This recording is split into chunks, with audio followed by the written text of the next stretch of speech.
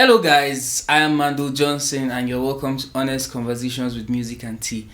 Today we're still going to talk about something very honest, as you all know.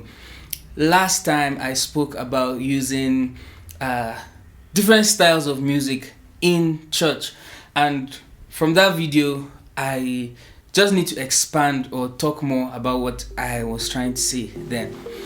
Please remember to like this video, remember to subscribe to this YouTube channel for more videos, and drop your questions if you want me to talk about anything or anything of your interest. Just let me know.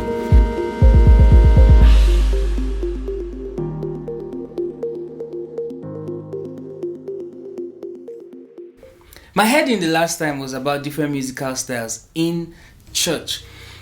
Now, is it okay? I said it is absolutely fine.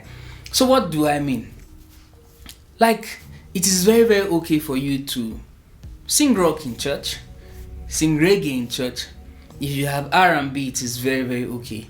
Hip hop in church, that is absolutely fine. Some of our churches have been restricted to certain styles of music.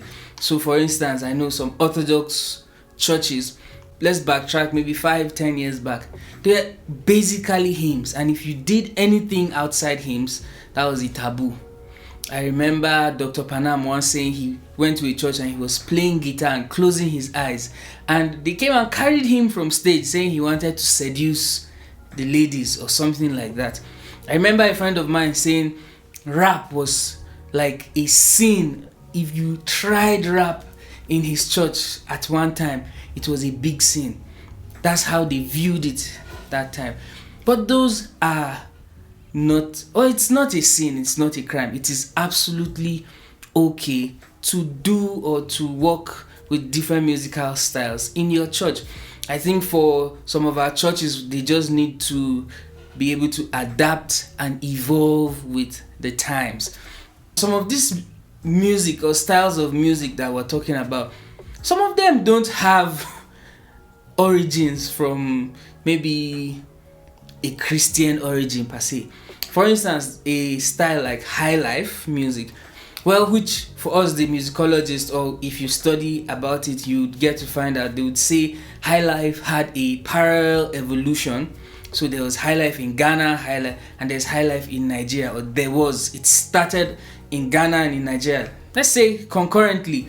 When you see the origin of high life from Ghana, you see it was a style of music that was used for things like ritual purposes thereabout. It wasn't for, let's say, Christian worship per se. But today, you find us using high life very well in church. So is that a sin? Nope. So that is it about using musical styles.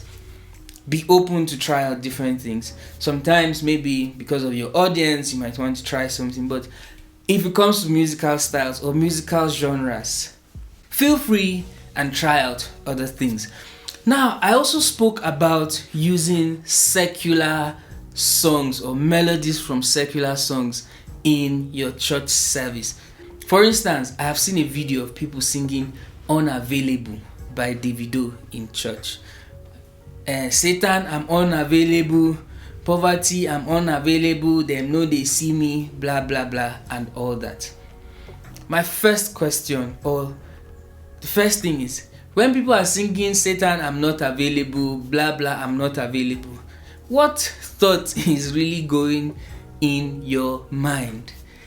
Just listening to that song or the music itself doesn't take your mind to God. First of all, what you think about is the song. And I even dare to say, for people who have never heard the song or who have never sat down to listen to the song, after that service, they will go home and go and look for the song to download and listen to. At the end of the day, how does that glorify God? So that is it. I hope you enjoyed this video. Please remember to like and subscribe to this YouTube channel, and have a great day. Thank you.